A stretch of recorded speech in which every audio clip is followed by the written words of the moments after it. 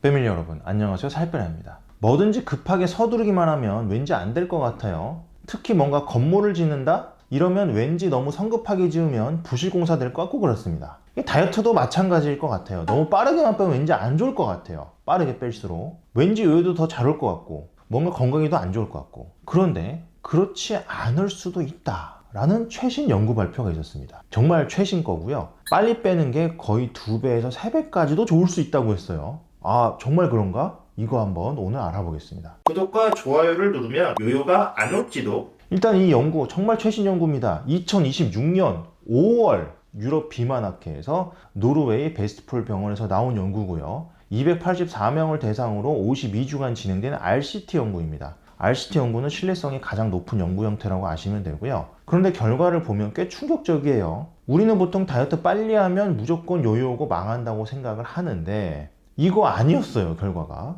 처음 4개월 동안 급속 감량을 한 사람들은, 그러니까 빨리 뺀 사람들은 천천히 뺀 사람들보다 살이 1.6배나 더 많이 빠졌어요.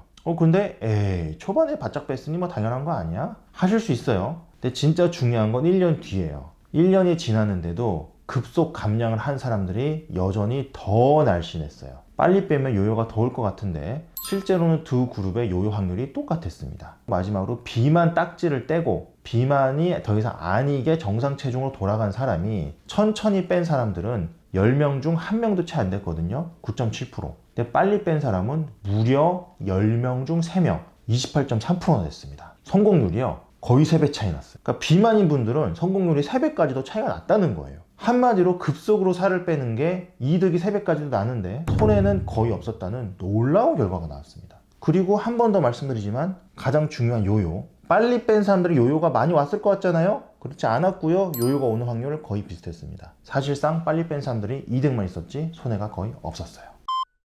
아니, 그런데 빨리 빼는 게 왜 더 좋을까요? 이게 도대체 이유가 있을까? 첫 번째는 행동심리학적 이유가 있다고 합니다. 특히 디미트리오스 쿠투키디스 박사는 해당 논문에 대한 논평에서 이렇게 이야기했어요. 처음에 살을 더 많이 뺀 사람들이 장기적으로 더 많이 빠질 가능성이 높다는 것이죠. 쉽게 설명드릴게요. 다이어트에 있어서 어찌 보면 가장 큰 장애물은요, 중도 포기예요. 그런데 천천히 빠지면 변화가 바로 잘 안 느껴질 거 아니에요. 바로바로 팍팍 오는 게 아니니까. 그러면 이 동기가 떨어진다는 거예요. 내가 하고 싶은 동기, 이유가 떨어지는 거고, 반대로 빨리 빼면 체중이 쭉쭉 내려가 버리니까 그게 보이잖아요. 그럼 다이어터의 자신감도 올라가고, 그럼 이게 나중에 장기 유지도 오히려 더 가능하게 해준다는 겁니다. 다음, 두 번째 이유. 빠른 감량 때 초저칼로리 식단을 잠깐 시키거든요. 이때 간헐적 단식처럼 단식이 돼버리면서 내분비적으로 이득이 생겼다는 겁니다. 초저칼로리 식단을 잠깐만 시키면 우리 몸은 지방을 분해해서 케톤체를 주 에너지원으로 사용하기 시작하고요. 그렇게 해서 케톤이 늘어나면 위장에서 분비되는 식욕 촉진 뚱보 호르몬인 그렐린이 억제되면서 극심한 칼로리 제한에도 불구하고 배고픔이 감소된다는 겁니다. 세 번째 이유는 타이밍입니다. 인생은 타이밍, 뭐 이런 말도 있죠. 근데 다이어트에도 영향이 있는 거예요. 인슐린 저항성, 콜레스테롤 문제 등등 비만 관련 합병증은 그런 비만 상태가 얼마나 오래 지속되었는지가 문제인데, 이걸 초반에 빨리 잡아버리면 염증 사이토카인 수치 및 대사 지표가 초기에 빠르게 정상화된다는 겁니다. 그러면 혈관 기능 저하나 췌장세포 피로도가 초반에 빨리 잡혀서 이 장기적인 심혈관 대사 위험도가 크게 내려간다고 해요. 그러면 구체적으로 이렇게 빨리 빼는 걸 뭐 어떻게 하면 될까요? 이거 방법이 정확하게 정해져 있습니다. 제가 정확하게 말씀드릴게요. 일단 총 52주 진행을 하는데 1년이죠. 처음 16주간은 하루 1000칼로리 섭취에서 시작해서 점점 1500칼로리까지 늘립니다. 이때 1단계는 1주에서 8주차로 하루 1000칼로리로 시작을 하고요. 다음 2단계는 9주차에서 12주차로 하루 1300칼로리만 먹습니다. 조금 늘었죠? 이게 극단적인 칼로리 제한으로 인해서 저하될 수 있는 그 환자의 신체적 피로도를 완화하고 또 신체가 늘어난 칼로리에 적응하도록 한 달 4주간만 유지하는 겁니다. 그 다음 마지막으로 3단계는 하루 1500칼로리를 먹어서 유지기 준비를 또 합니다. 이때는 13주에서 16주까지 유지를 하는데요. 참고로 뭐 하루나 일주일 단위로 올리는 게 아니고 조금씩 올리질 않고 단계별로 한 번에 200, 300씩 팍팍 올리네. 이거 왜 그럴까? 그 이유는 일상적인 식단에서 뭐 일주일에 33칼로리씩 늘리는 게 사실 말이 안 돼요. 이거 환자에게 극심한 강박이나 스트레스만 줍니다. 아니 솔직히 33칼로리를 어떻게 늘려요? 뭘로 계산을 하겠어요? 뭐 밥 한 숟갈? 굉장히 어렵잖아요. 그리고 또 칼로리 섭취량을 늘린 직후에는 글리코겐 및 수분 보유량이 일시적으로 증가해서 이 체중계 수치가 정체되거나 미세하게 반등할 수가 있거든요. 따라서 이걸 4주 단위로 묶어서 해야 신체가 증가한 칼로리에 대해서 대사적으로 적응할 시간을 줄 수 있다는 거예요.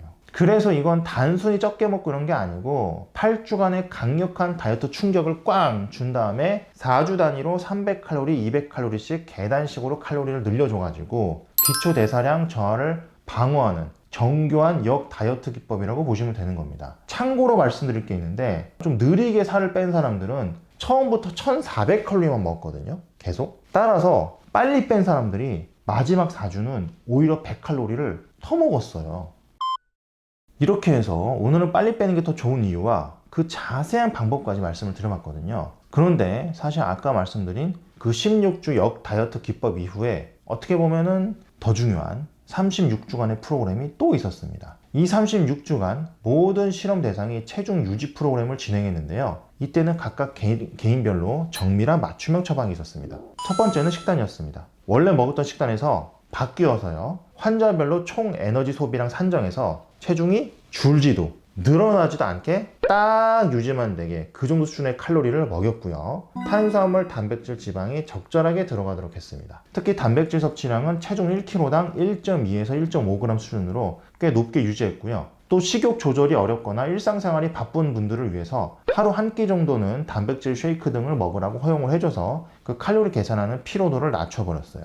만약에 우리 패밀리 분들이 내 총 에너지 소비를 산정하기 어렵다 그러면 대략적으로 2000칼로리 내외로 맞추시면 됩니다. 보통 그 정도가 이제 중간이기 때문에 그 정도 맞추시면 되고요. 다음 두 번째는 행동 및 심리 코칭이었습니다. 이때 감정적인 가짜 식욕을 다스리는 심리 코칭이 주로 진행됐어요. 이를 위해서 환자 스스로 내 감정과 거기에 관련된 식욕을 돌아보는 감정 모니터링을 시키면서 체중 측정은 한 주에 2번에서 3번만 시켰습니다. 그렇게 하면서 다이어트 일기도 쓰게 했거든요. 동시에 평상시 스트레스, 회식, 명절 등등 고위험 상황, 많이 먹게 될 상황에서는 어떻게 해야 할지 시나리오를 작성해서 훈련을 먼저 시켜봤거든요. 그렇게 했더니 회식 등에서 폭식하는 그런 상황도 줄었다고 합니다. 세 번째는 운동 처방이었는데요. 한 주에 최소 2시간 반에서 5시간 정도의 중에서 고강도 운동을 시켰습니다. 뭐 한 주에 2시간 반이면 운동 나가서 1시간 좀 넘게 2번 정도 하면 되잖아요.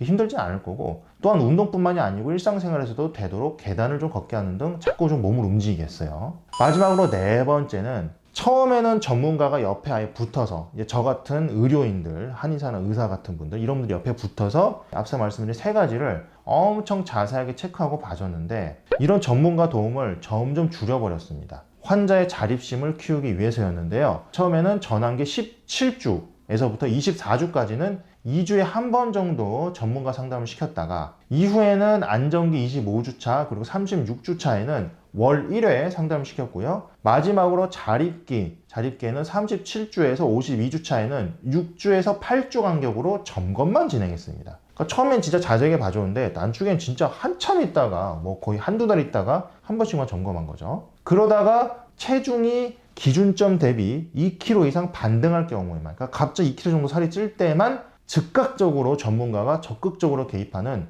이거를 구조 프로토콜, 그러니까 구조하는 프로토콜을 개입해가지고 요요를 조기에 진압해버렸습니다. 이렇게 36주에 어떻게 보면 좀 강력한 유지기 프로그램이 동반되어야 빠른 감량이 좀 더 의미가 있었다고는 해요. 여러분의 입장에서는 일단 빠른 감량은 칼로리 맞춰서 먼저 하시고 전문가 상담은 내가 직접 살 빼남 채널을 보면서 내가 전문가가 돼서 나를 보실 수도 있는 거고, 그게 안 된다, 그거 좀 어렵다, 그리고 좀 살이 많이 찌고 다이어트가 정말 힘들다 이러신 분들은 저나 아니면 다른 다이어트를 좀 많이 보시는 의료인의 도움을 받아서 하시는 것도 굉장히 도움이 많이 되실 것 같습니다. 오늘도 다이어트와 건강을 위해서 열심히 공부하시고 노력하시는 우리 패밀리 여러분들, 저는요 여러분이 정말로 자랑스럽습니다.